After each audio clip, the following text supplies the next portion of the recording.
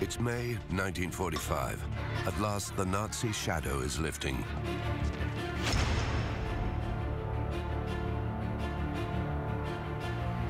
War has devastated the continent. Now, everyone just wants to get back to living again.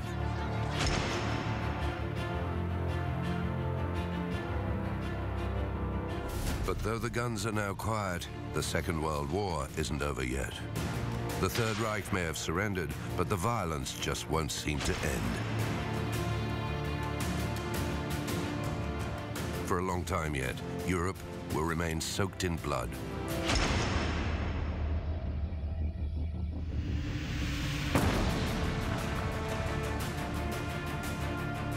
No sooner have the arms been laid down than another war looms.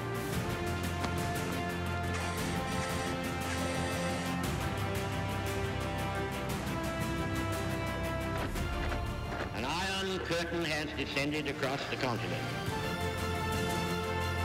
And it won't be long before the rising tide of Nazism has given way to another equally redoubtable tyranny.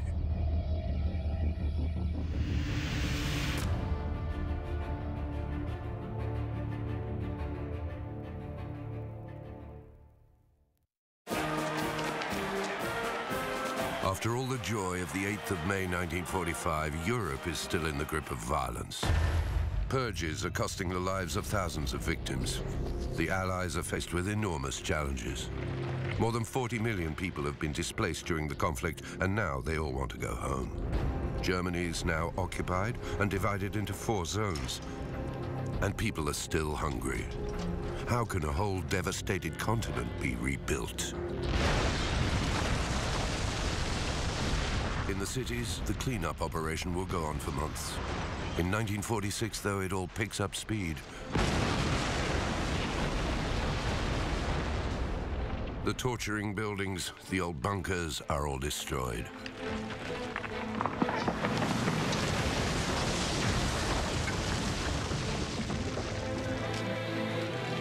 Sometimes, with a bit of help from the zoo.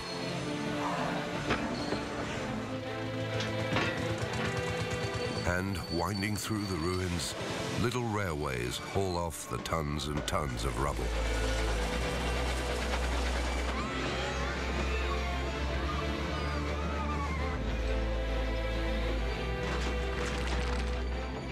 It's a surreal wonderland, a land of childhood regained.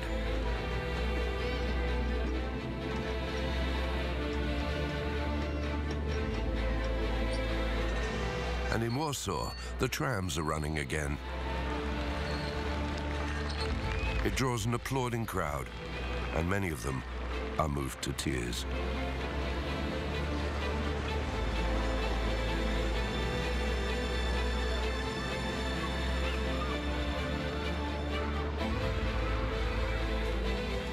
A Polish journalist says of his country, "Wherever you look, you can see the work's begun. A gigantic task has already been accomplished. There are whole stretches cleared of rubble now. The atmosphere is one of noise, dust, and work, but also one of hope."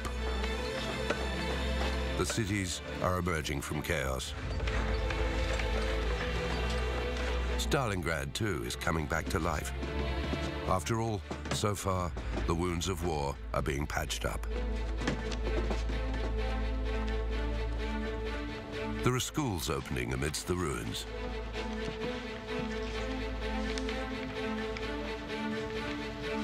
In Berlin, the women are the ones going back to school. Since manpower is scarce, they're learning the art of masonry.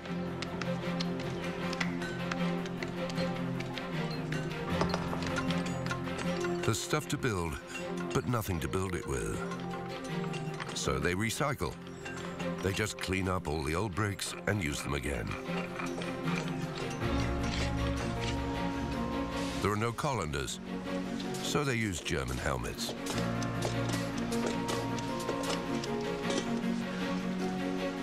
And the Panzerfausts, the Nazis' anti-tank launchers, make pretty good saucepans.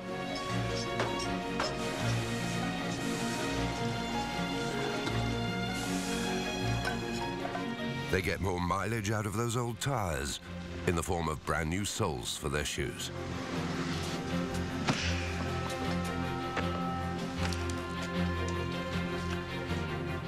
Even the public gardens of the Reichstag are being transformed into allotments. And the metro's up and running again, lit by improvised skylights.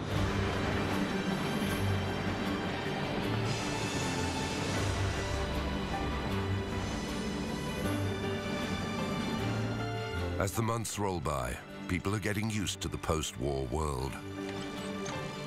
Berlin's learning to live with its ruins.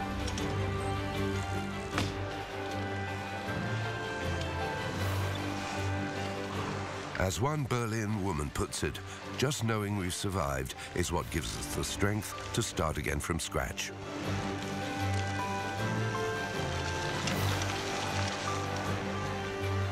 It'll take more than 20 years to rebuild everything. But even in the news bulletins, you can feel the optimism. Frühling in Berlin. Die Fassade fiel, aber dahinter blieb Lebensmut, Unerschütterlichkeit und die Fähigkeit, sich anzupassen. Sogar die Blumenkästen werden begossen, wie eh und je. Kinder sind erfinderisch. Die Trümmerstätte wird zur Spielwiese. Im Schöneberger Stadtpark stört kein Bild der Zerstörung das Idyll von Sonne, Lenz und Liegekur. Und im Tiergarten flanieren wieder die Liebespaare, der Hofstaat jedes Frühlings. All this optimism hides a lot of problems, though. There are still hundreds of thousands of lost orphans. In Berlin, Rome, Naples and Milan, there are at least 200,000 homeless children, and almost 1 million in Poland. In Germany's Soviet zone, news campaigns are launched to try and find their families. Karl-Heinz Leier aus Berlin. Frau Stroll aus Rastenburg in Ostpreußen. Das Kind ist namenlos. Gefunden am 24. Januar 1945 auf dem Bahnhof Pankow-Schönhausen. Ein 18 Monate altes Mädchen, gefunden vor über einem Jahr auf einem Feld in Wandlitzsee. Christiane Körber aus Danzig. Meine Mutter hat sich vergiftet und mein Vater war zuletzt auf Fehler auf einem Kriegsschiff. Wir suchen unsere Muttis und Vatis. Bitte helft sie uns wiederfinden. The campaign will be broadcast right up until the 1950s and help around 300,000 children find their families again.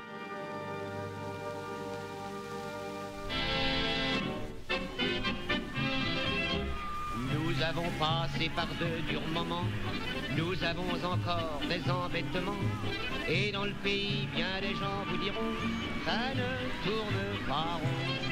With the continent inching slowly out of the shadows, people are keen to build a new world, to get the most out of life. Et simplement, sans façon, A young French girl writes, everything that represented a post-war first caused a scramble. Bananas, lottery tickets, fireworks. People were rushing off to the fun fair, to the circus, any excuse to get out and get together. tout remarchera à brève échéance. Il y aura du bonheur et le printemps reviendra. Et hop, on s'en sortira. It's a time of reforms. Italy abolishes its monarchy, which will soon be replaced by a republic. France ushers in a new regime, the Fourth Republic. At the same time, in France and Belgium, women at last get the vote. And in both France and Great Britain, the banks, public transport, and energy suppliers are all nationalized. The aim is to transform the economy, to make sure it's working in the interests of everyone, of the nation, and of general prosperity. In France, the social security system is put in place, while in Britain, the National Health Service is founded to provide free health care for all. This will include X-ray if it's found necessary.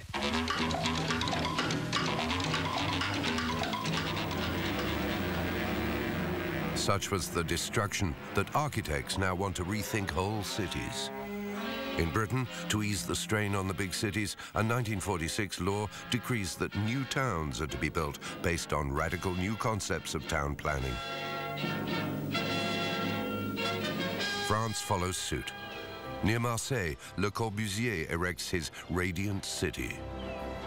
Meanwhile, Le Havre, obliterated by the war, is coming back to life.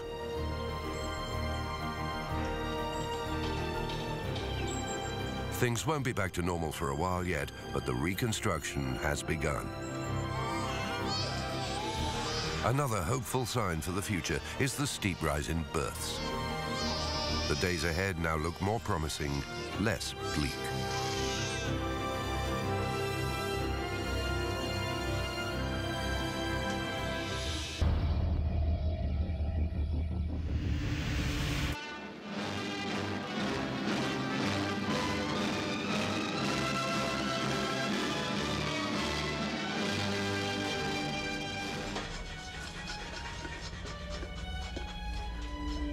In the East, too, people are dreaming of a new life.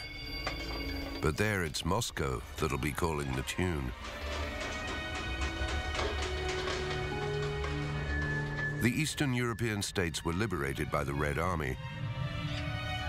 So as far as Stalin's concerned, they're under his control. To establish his power there without making waves, his strategy is to get communists into positions of power. In Poland, in Czechoslovakia, in Bulgaria, in Hungary, the communist parties are deploying their pawns.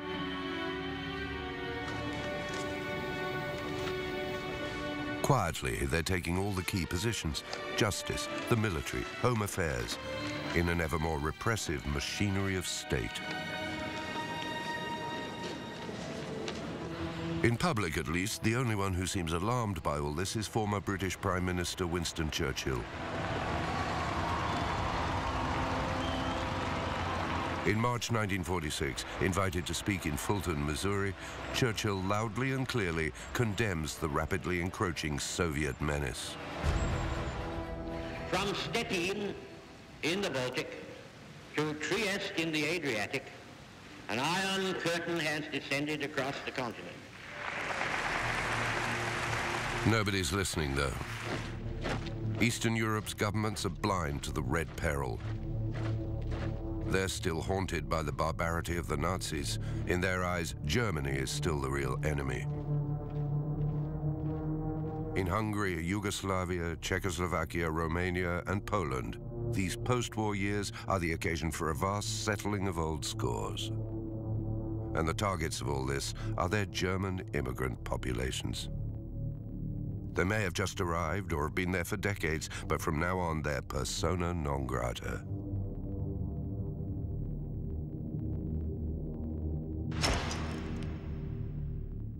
In Czechoslovakia, in a liberated Prague, the entire German-speaking population is ordered to wear distinctive swastikas or white armbands.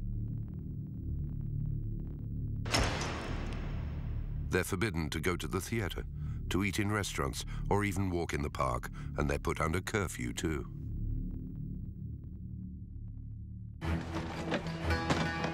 And the Czech authorities soon go even further. Stripped of their nationality, huge numbers of Germans are now deported. There are so many refugees that whole families are rounded up into transit camps.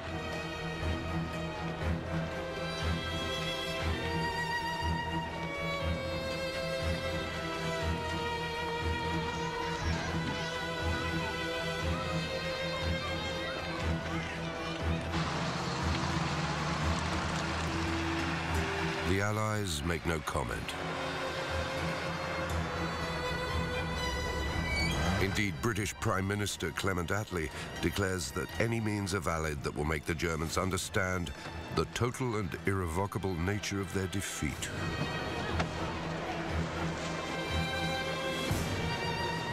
But the exodus is not always as peaceful as these images might suggest. The Czech authorities accuse the Germans of all kinds of wickedness.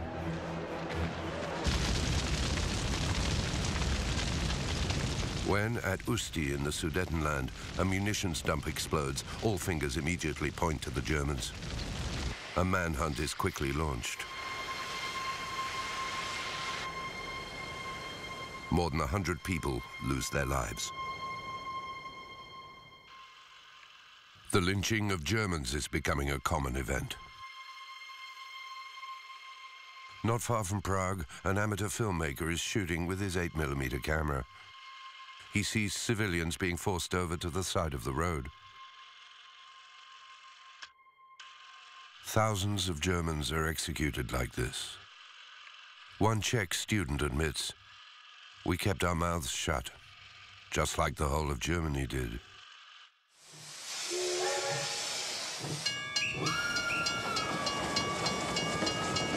More than 2 million Czechs of German origin have been thrown out, to the delight of the news media.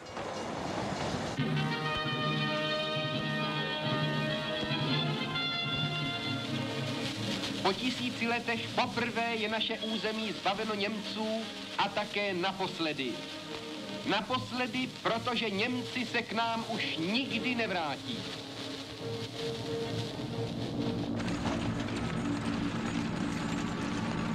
The Poles, too, are getting back at their former oppressors. Their German minorities are all run out of the country. Former camps like Majdanek, not so long ago dedicated to wiping out the Jewish race, are now used to coop them up in. Thousands of them will die there.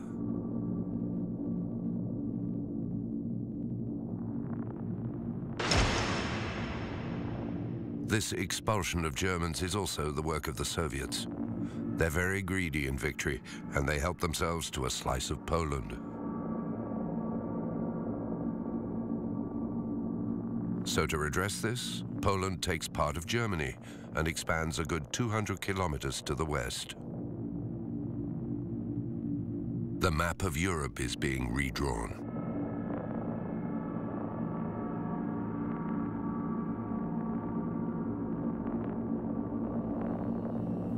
From 1945 to 1947, German-speaking populations are driven out of Eastern Europe.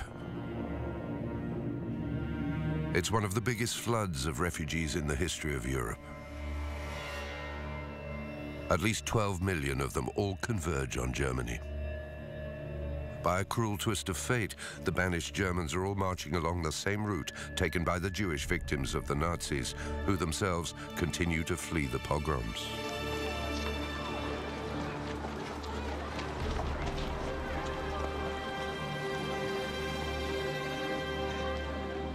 As one British colonel says, "We tend to regard occupied Germany as a waste paper basket with a limitless capacity for the unwanted waste of the world."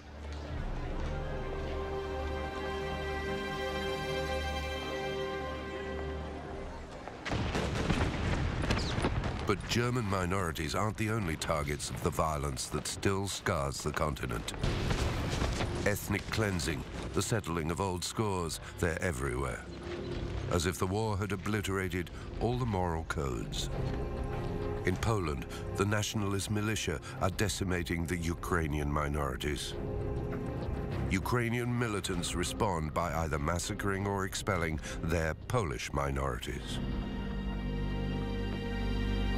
In Yugoslavia, Marshal Tito assassinates the Croatian Ustachis, who'd collaborated with Hitler in a reign of terror. His regime wipes out 70,000 of them. In Greece, a civil war sets communists against royalists, a fratricide that results in more than 50,000 deaths. Post-war Europe as a whole would seem incapable of taking a single united step towards a brighter future, and Eastern Europe is still bathing in blood.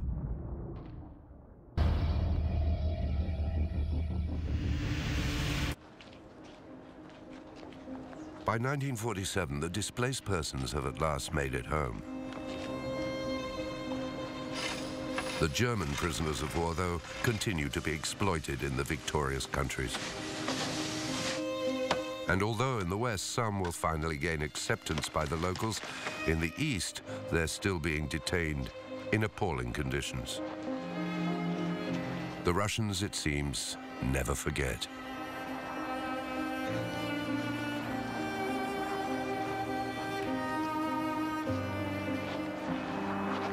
Extreme weather and food shortages conspire to finish off any of them who've survived the cruelty of their jailers.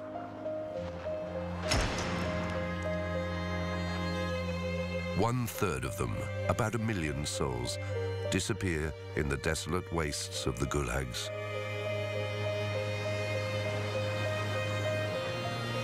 The Jews who've survived are starting a new life in the West.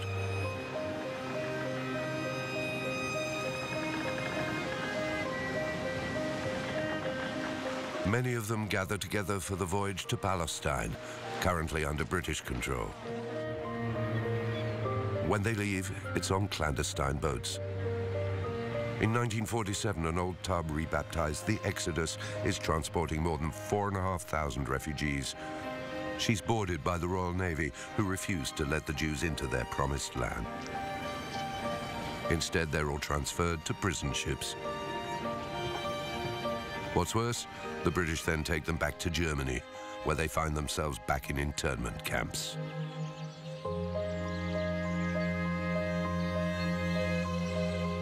There's a worldwide outcry. Once the scandal has died down, the UN General Assembly votes for partition and for the creation of 2 states, one Jewish, the other Arab.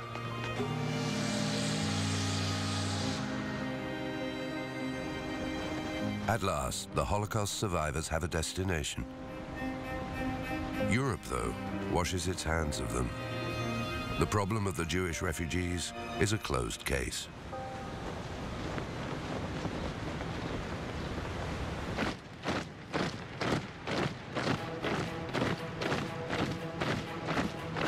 For the United States, along with their British and French allies, Germany has represented the greatest danger. But with the rampant Stalinization of Eastern Europe, things have changed.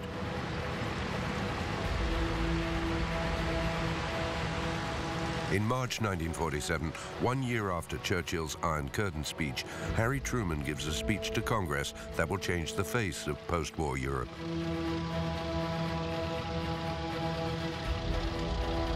Soviet military expansion must be contained by aiding those who are resisting its grasp.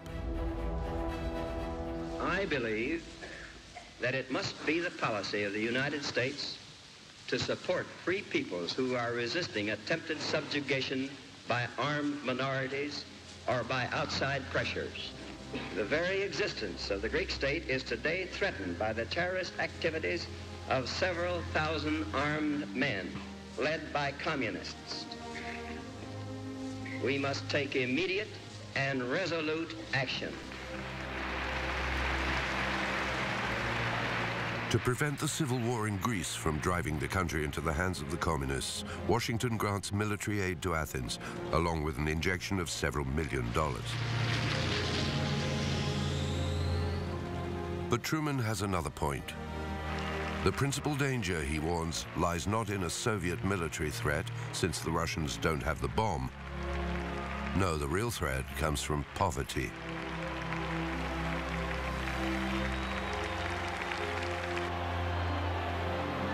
And in 1947, people are exhausted. The economy is still not back on its feet. In Italy, in France, millions are still poorly housed and bread's still being rationed.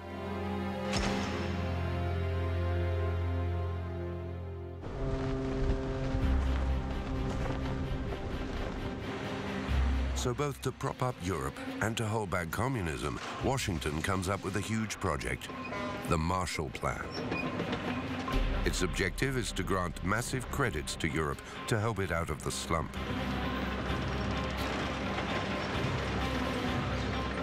Raw materials and machine tools are dispatched to the rescue of the old continent.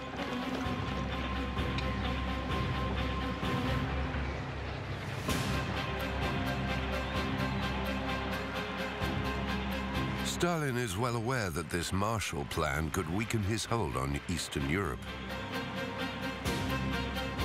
He forbids all the countries in his clutches to accept Washington's offer.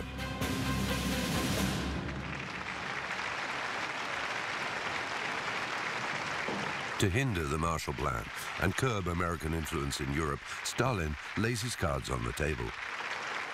He orders the Western Communist parties to take action.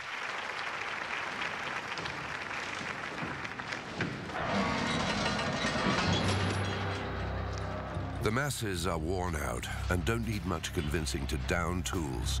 And with Stalin's words in their ears, they now step up the pace. In both France and Italy, the communists throw themselves behind the rapidly proliferating strikes. It's starting to look like civil war. The French government fears a coup, and not without reason. All the chaos and disruption is starting to heat up. Près d'Arras, l'express postal Paris-Tourcoing a déraillé par suite de l'action de criminels anonymes qui avaient déboulonné les rails sur 25 mètres. 24 morts, une quarantaine de blessés. Tel est le bilan de cet attentat abominable que toutes les consciences françaises se doivent de flétrir. In his attempt to contain it all, the Socialist Minister of the Interior, Jules Moch, gets heavy-handed. He calls up 80,000 reservists and gives them permission to shoot. In a matter of weeks, order is restored at the cost of a few lives. But the communists haven't managed to foil the Marshall Plan. All those millions from Uncle Sam reboot the old continent's economies.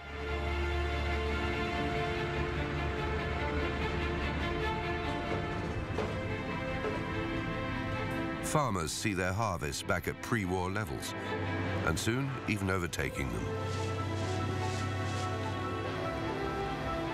The Americans are betting on restoring the German economy. A strong Germany will be less costly to maintain and will be a rampart against communism. Prosperity has returned. The Marshall Plan is a godsend, and it saves the continent from disaster. At the same time, though, it leaves it wide open to American big business.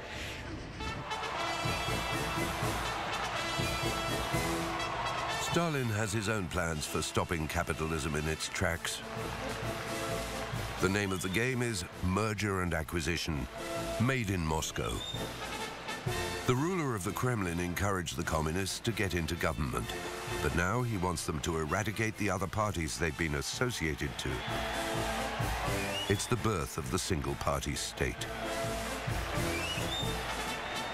In Romania, the conservatives are thrown out. The administration is purged. 1,000 magistrates are removed, and the elections are rigged. The communists are now in power. The young King Michael is forced to abdicate. In Hungary, Prime Minister Ferenc Nagy stands up to the communists. In June 1947, his son is kidnapped. He resigns, pays the ransom, and retires to the United States. 3 months later in Bulgaria, the hardcore Stalinist Communist Party leader Georgy Dimitrov comes to power. His rival Nikola Petkov is immediately arrested and condemned to death. He's hanged in September 1947. Meanwhile, in Poland, Stanislav Mikolajczyk, head of the Polish People's Party, speaks out against the Communist Party. By October, he's in fear for his life, and he and his wife seek refuge in England. I didn't want to be only a sheep who will be killed, especially because my party couldn't work more. It's taken Stalin a few months to have his way. Now he has nearly all of Eastern Europe under his flag. Churchill's prophecy has come true.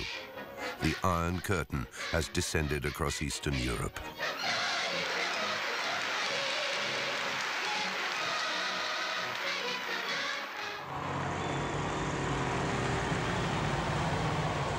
One country hasn't given in, though: Czechoslovakia. President Edvard Beneš has always tried to maintain cordial relations with the Soviet Union.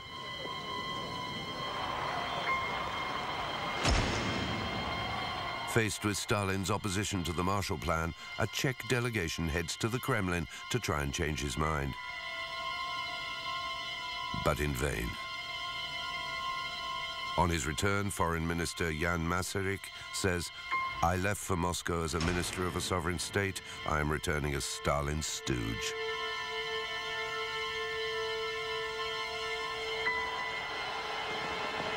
Democrat ministers show their opposition to Stalin's stranglehold by resigning in February 1948. The communists aren't slow to react. They stir up the population and arm the workers' militias. 200,000 people take to the streets. A general strike is called. To avoid civil war, President Beneš has no choice but to accept the forming of a majority communist government led by Klement Gottwald, Secretary General of the Czech Communist Party. It's a coup d'etat. Dnes nejsme více sirotky. Jsme členy velké slovanské rodiny v čele se Sovětským svazem. Toť síla, kterou na tomto světě nikdo nezdolá.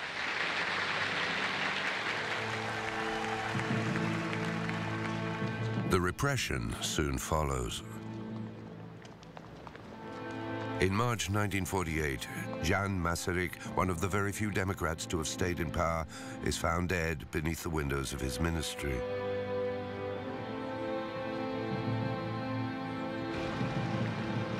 Was it suicide in protest at the communist coup?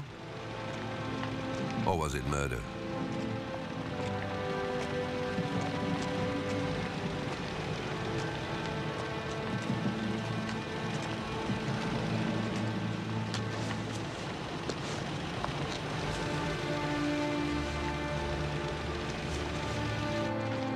Democracy itself has been assassinated.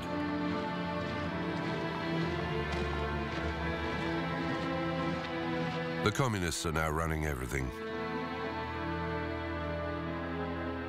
President Beneš dies a few months later. Gottwald is elected president of the Republic. Czechoslovakia, too, disappears behind the Iron Curtain.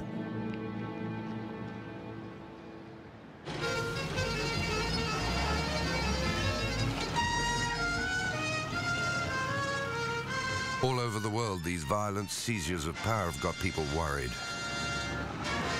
It's a worry that the French Communist Party and its leader, Maurice Thorez, do not share at all.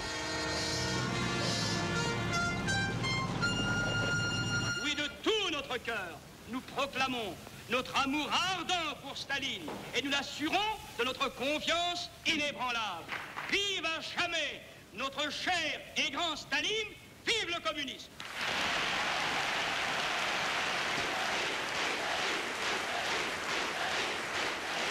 The Prague coup, though, is not without consequences.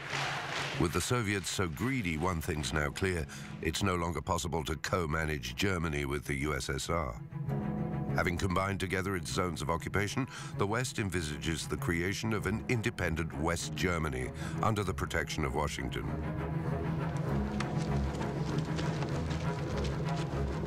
In June 1948, it scraps the old currency and installs the Deutschmark.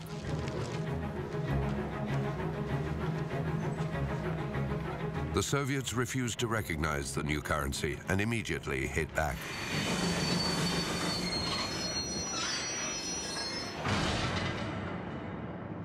On the 23rd of June 1948, they start cutting off all supply routes to West Berlin. No trains, no cars can get through. Stalin wants the whole city for himself.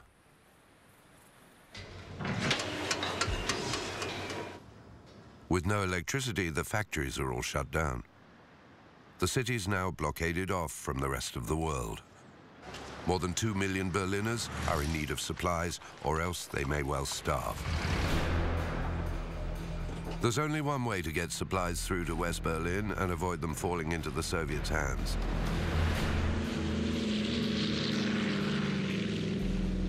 The United States and their allies organize a gigantic airlift.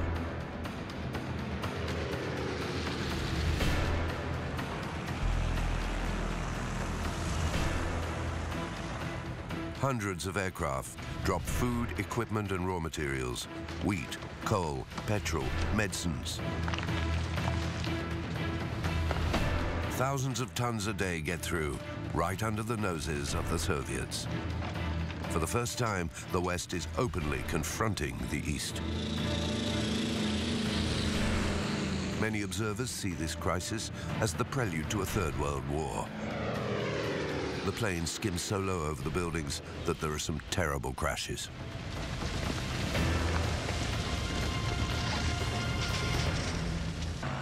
The West abandoned Prague. It's not going to let go of Berlin.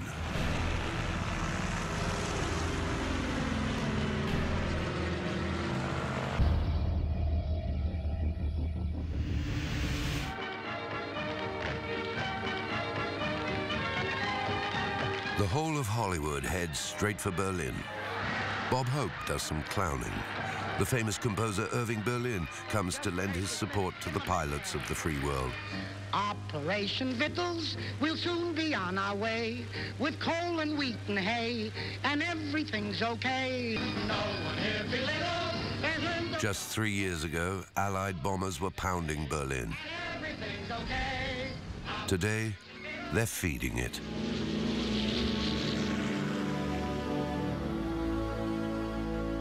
People line the runways and call out to the pilots, "Don't abandon us. If we lose our freedom, we'll never get it back."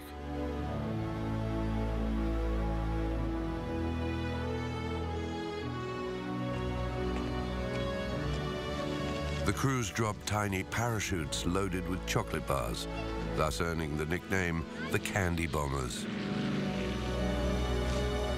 The young Berliners are beside themselves with happiness.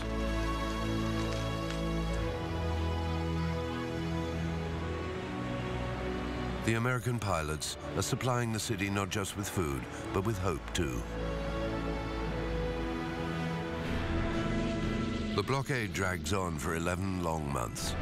During that time, 278,000 Allied flights provide the city with all it needs to survive. Even little beetles are making happy landings.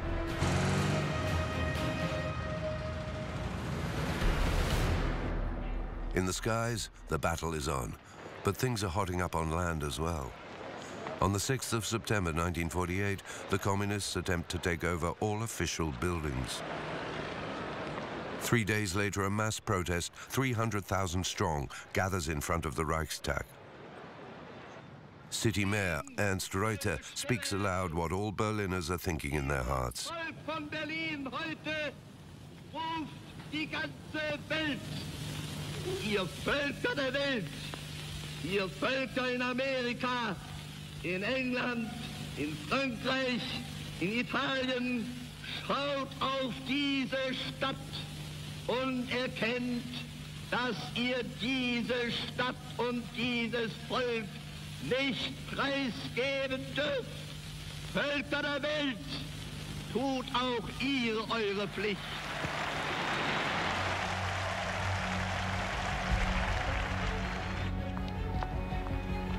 Protesters take down the red flag that's flying over the Brandenburg Gate.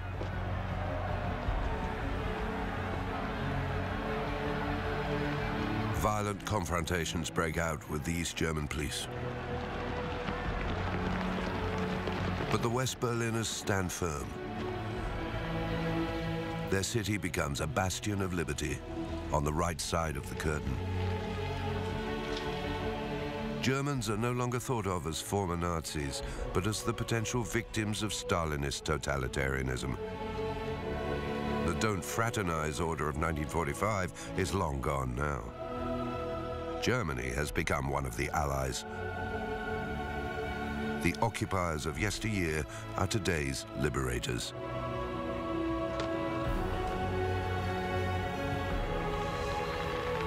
The airlift has sealed the friendship between victors and the vanquished. Stalin made a big mistake. Far from getting rid of the Americans, he has driven the Western Zone right into the arms of Uncle Sam.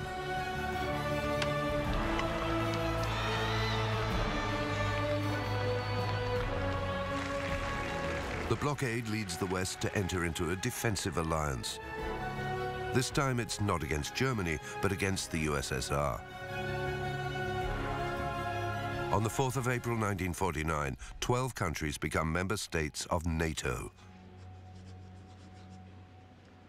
A part of Western Europe thus places itself under the protection of the US nuclear umbrella.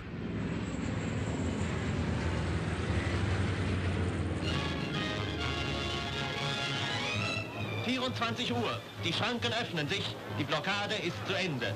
Wagen für Wagen rollt auf der Straße, die 10 Monate lang ohne Leben war. Stalin lifts the blockade on the 12th of May 1949. Both people and goods now have free passage in and out of the city. In the streets, they're all cheering. "We're still alive," they cry. It's a victory for the Western Bloc and a great relief for the people of Berlin. A few days later, a democratic West Germany is born on the territory of the 3 Western zones, the Federal Republic of Germany.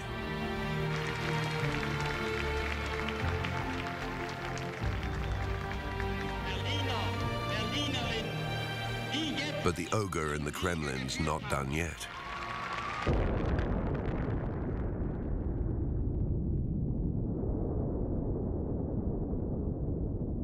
In September 1949, the first Soviet nuclear test takes place. The USSR now has its own atomic bomb.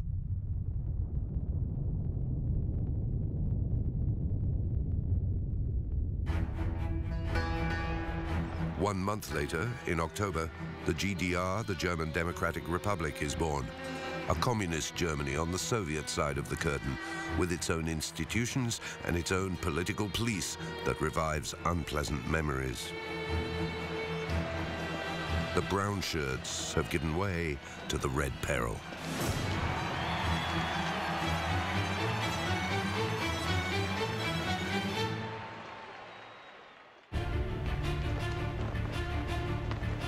In 1945, a continent emerged from the war bloody but unbowed and full of hope. 4 years later, a new era is beginning, one in which peace and prosperity must live alongside the fear of a nuclear apocalypse. It's 1949, the year the world is divided in two. And the truce of the post-war years will have lasted not very long at all.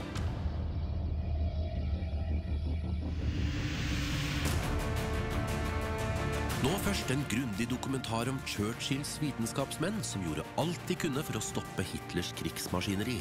Og Tanana forbereder seg på at det kjente hundeløpet Iditarod kommer forbi, i et gjensyn med Yukon-menn.